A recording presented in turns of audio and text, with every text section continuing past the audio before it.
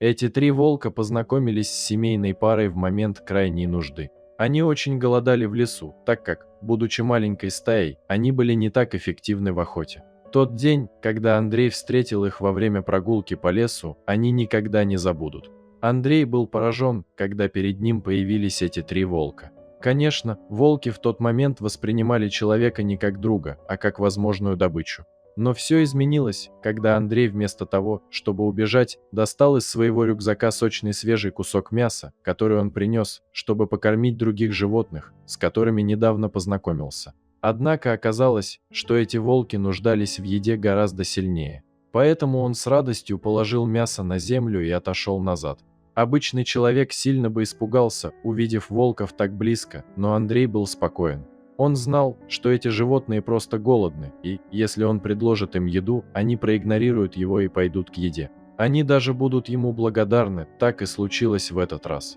Положив еду на землю, человек ушел, пообещав вернуться на следующий день, чтобы повторить кормление. Постепенно он завоевывал доверие этих волков и решил, что со временем сможет приручить их. Так оно и произошло. День за днем человек возвращался в то же место, где находил волков, которые уже ждали его там и даже подходили к нему, чтобы он их погладил. Между ними завязались дружеские отношения. Андрей даже решил привести свою жену, которая тоже любила животных, чтобы она познакомилась с его новыми друзьями. Время шло, и вот однажды пришла долгожданная новость: Анжела наконец забеременела. Пара была счастлива этой вести, у них, наконец, будет долгожданный ребенок. Они сразу поспешили поделиться этой новостью со своими питомцами в лесу. Андрей помнит тот день, когда он и его жена пришли на встречу со своими любимыми волками и сообщили им новость. Кто-то может подумать, что это абсурдно, животные не понимают человеческую речь. Но Андрей готов поклясться, что эти животные поняли каждое слово и бросились на них, облизывая их, чтобы поздравить. Эта сцена навсегда осталась в памяти этой семейной пары. И в конце концов у Анжелы родилась прекрасная девочка. Соня, такое имя выбрали ей родители. Наконец мечта сбылась, и в течение 3 лет они были счастливы со своей дочерью. Они привили ей такую же любовь к животным. И когда девочке исполнилось 4 года, она познакомилась с волками, которые были частью их семьи. Для этой семьи это была обычная прогулка, ведь они полностью доверяли этим животным. К этому времени волкам было уже по 6 лет, они выглядели более взрослыми и крепкими, даже немного свирепыми.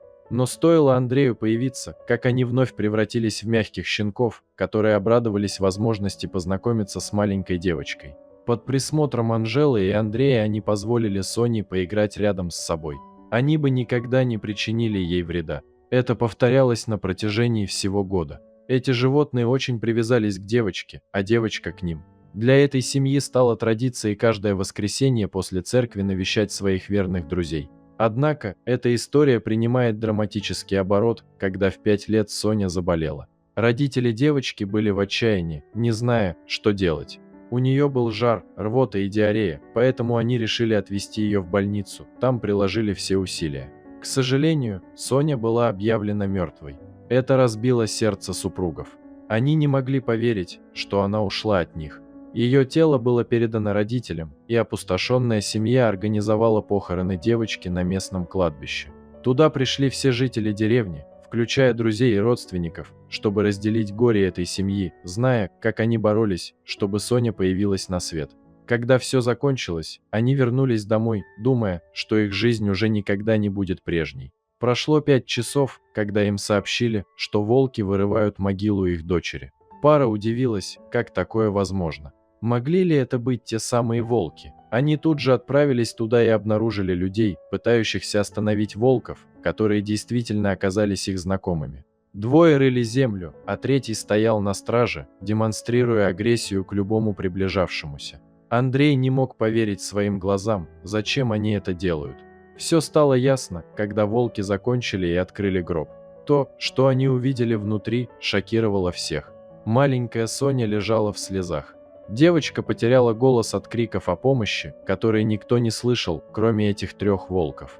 Никто не мог объяснить, как они оказались в этом месте, хотя кладбище и находилось недалеко от леса. Но ничто не могло объяснить, откуда они узнали, что девочка там, и что удивительнее, что она жива. Девочку срочно отвезли в больницу, где попросили, чтобы ее осмотрели другие врачи, поскольку те, кто лечил ее изначально, продемонстрировали полную некомпетентность, фактически похоронив живую девочку.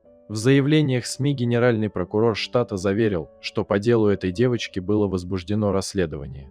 «Мы определяем некоторые направления расследования», – заверил он. «Врачи и больница будут судимы за халатность. Главное, что девочку удалось спасти благодаря вмешательству этих 3 волков. И после долгого пребывания в больнице она смогла поправиться. Родители никогда не забудут подвиг этих животных, и они навсегда останутся в сердце Сони». Эта история еще раз демонстрирует прекрасные отношения, которые могут сложиться между животными и людьми, когда люди стремятся понять их и дать им всю любовь и заботу, которые они заслуживают. Дорогие зрители, если вам понравилась эта история, обязательно поставьте палец вверх и поделитесь этим рассказом со своими друзьями. Если вы впервые на этом канале и еще не подписаны на него, рекомендую подписаться прямо сейчас, чтобы не пропустить очередную захватывающую историю.